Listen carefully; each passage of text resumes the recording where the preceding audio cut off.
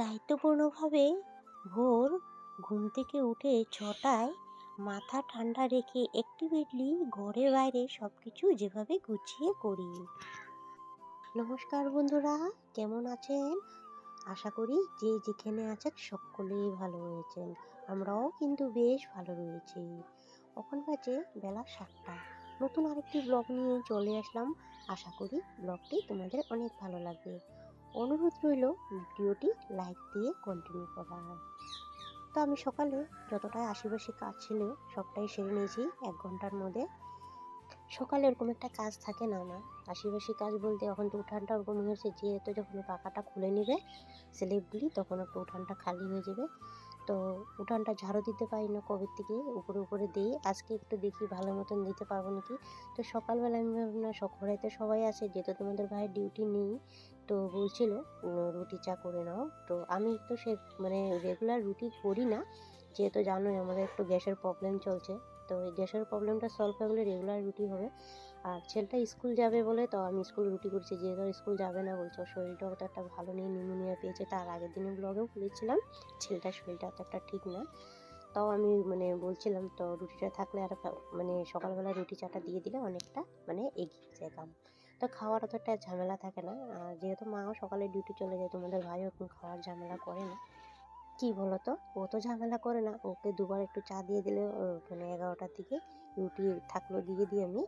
আর আমি সকালে আমার একটু ভাত না হলে না, আমি যদি ও যদি ঘরে থাকে, আমি যদি ভাত খাই, আমি যতই রুটি খাই, তো আমার একটু হলেও ভাত লাগবে। সকালে একটা অভ্যাস হয়ে গেছে, জানো তো।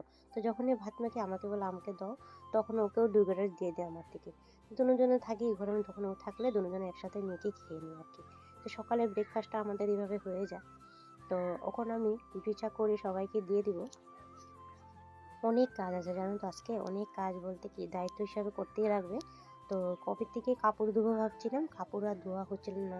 যেদিন সিলিন্ডার এনেছি তোমাদেরকে তো হয়তো শেয়ার করেছি কাপড় কত ছিল, তারপরও আরও বহুত কাপড় ছিল জানো তো, আরও বার হয়েছে। তো আমি ভাবলাম না, আজকে যতই লেট হোক আমার কাপড় ধুতেই হবে, না ধুলে হবে না, যেহেতু ওয়েদারটা খুব খারাপ করেছে।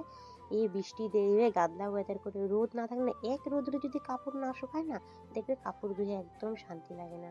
জানি না, আমার তো মোটেও শান্তি লাগে না। তা কী বলো তো, যতই কমফোর্ট দিই কাপড়ে, তা তোমার ওই কাপড় থেকে না একটা ভিজা গন্ধ স্মেল বার হয়, জানো, ভালো লাগে না তখন ওই গন্ধটা, জানো।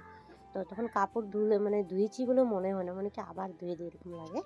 তো কী করবো, উপায় নেই, ধুতে তো হবে। এখন আজকে ওয়েদারটা একটু ভালো, সকাল থেকে দেখতেই পেয়েছিলে রোদও উঠেছে, ভালোই করেছে। আর বন্ধুরা, প্রথম যখন দেখিয়েছিলাম কড়াইতে রুটি করেছি, কি বলতো, কড়াইটা না বেশি গরম এসেছে, রুটিগুলো পুড়ে যাচ্ছে। তা আমি ভাবলাম না, আমার এই তাওয়াটাই ঠিক আছে, যতই কালো হোক রুটি করেও শান্তি আছে। বাট তাওয়াটা ছোট, আর একটা তাওয়া আছে, ওই তাওয়াটাতে আজকে কি জিনিস হচ্ছে একটা রেখেছে আর কি। দুটো তাওয়া আছে, 3টে আছে, একটা নতুন, তো ওটা ঢুকিয়ে রেখেছি। তো দেখো রুটিগুলো আমার হয়ে গেছে অলমোস্ট। তো ওখানে আমি নিজে খেয়ে নেব, নিজে খেয়ে তারপরে যাব তোমার উঠানটা ঝাড়ু দিতে, বিছানাটা তুলবো, বাসি বিছানাটা তুলবো। তো কী বলো তো, রোজ রোজ একঘেয়েমি কাম না, দেখা তো পছন্দ লাগে না, আমারও ভালো লাগে না। তো অডিয়েন্সকে কী ভালো লাগে বলো। তো আমি চা রুটি খেয়ে বিছানাটা তুলে নিয়েছি, বিছানা তুলে ঘরটা ঝাড়ু দিয়ে তোমার ওই উঠানটা ঝাড়ু দিতে এসে পড়েছি।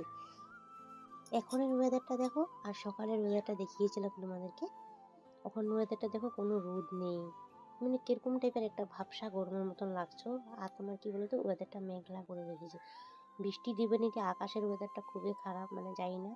আর সবার ঘরে ঘরে এখন দেখছি কি বিছানার মধ্যে কম্বল, জানো, যেহেতু গরম দিন ঢুকে পড়েছে, গরম দিন লাগেও। আর রাতে হলে না ঠান্ডা লাগে, জানি না কার কার ঘরে কম্বল এখনো বিছানার মধ্যে পড়ে আছে।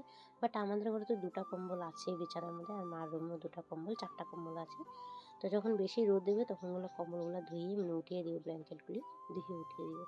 আর আমি না কাপড় কিছুটা ধুয়েছি, তোমাদেরকে বললাম না কাপড় ছিল, যে আগে কাপড়গুলো ধুয়ে নিয়েছি অফ ক্যামেরা। কী বলো তো, এখানে যে তোমাদেরকে শেয়ার করবো, এখানে না যে ব্রহ্মপুত্র লাইনের আমাদের এখানে একটা নদী আছে। আর যেহেতু আমাদের এখানে জলের প্রবলেম, টাইম কল, তো আমাদের টাইমে টাইমে কল খুলে, যে সবার এখানে আছে কিনা জানি না, বাট আমার বাপের বাড়ি নিয়মিত টিউব কল আছে, যখন ইচ্ছে তখন তুমি জল টেনে আনতে পারবে। আর এখানে না তোমার ওই যে কী বলে ওটা, পাইপ লাইন বসাচ্ছে এখানে, তোমার যে ব্রহ্মপুত্র লাইনটা বসিয়ে দিচ্ছে বড় বড় পাইপ। এখানে গাড়ি এসেছে, বড় পাইপ ডোবে মাটি খানছে। তো মানুষ এখানে লেবার লাগিয়েছে, অনেক কাজের মানুষ লাগিয়েছে। আর আমাদের তো রোডের সামনে ঘরটা দেখতেই পাচ্ছ, তোমাদেরকে শেয়ার করেছি আমি। আমাদের দোকানটাও সামনে, রোডটাও সামনে, আর মুখের সামনে ঘরটা। তার জন্য আমি ওদিকে আর কাপড় ধোয়ার জন্য আর স্ট্যান্ডটা নিতে পারিনি। মনে হয় না আজকে আর কাপড় শুকাবো, তো জানি না শুকালে শুকাবে, না শুকালে ধোয়ারটা দরকার, ধুয়ে দিয়েছি। তাই আমি উঠানটা ঝাড়ু দিয়ে দিচ্ছি, এখন যাবো স্নানে। কি বলো তো, কাপড় ধুয়ে স্নান করে আগে রান্নাটা চাপিয়ে দিলে না তোমার অনেক কাজে গেছে, মানে বহুতে কাজে গেছে।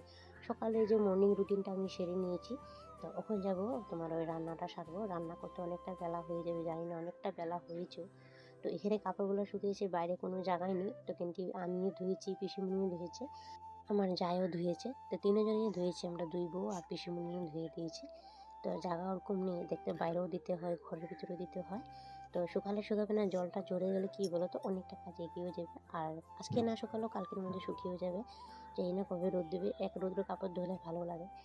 সিঁদুর লাগাচ্ছি, ক্যামেরাটা অন করেছি, অন করতে প্লে করতেই ভুলে গেলাম। হাই ফ্রেন্ডস, অনেকটা বেলা হয়ে গিয়েছে, চলো রান্নাটা চাপিয়ে দিই। ভাত তো বসিয়ে দিয়েছি, এখন স্নান করে এসে ভাতটা চাপিয়ে দিয়েছি। যে অনেক কাপড় ধুয়েছি, ভিজে রুটি চা করে ঘর বাড়ি পরিষ্কার করে তারপরে কাপড় ধুয়েছি, না সরি বাসন ধুয়েছি, তারপরে কাপড় ধুয়েছি, তারপরে উঠানটা ঝাড় দিয়েছি, জানো তো। উঠানটা পরিষ্কার করে স্নান করে এসে পড়েছি, অনেক কাপড় ধুয়েছি। যদি দেখি ওয়েদারটা তো খুবই খারাপ, মানে রোদ নেই, গাদলা করে রেখেছি, মেঘলা ওয়েদার। তো যদি কাপড় শুকালে শুকাবে, না শুকালে অনেক কাপড় জমে গেছিলো, জানো, বিছনা পাটিও ধুয়ে দিয়েছি। তো চলো রান্নাটা সেরে নিই। এখন বাজে 12:30, অনেকটা বেলা হয়ে গেছে। তোমাদেরকে বললাম না, কাপড় ধুয়ে আসতে অনেক বেলা হয়ে গেছে।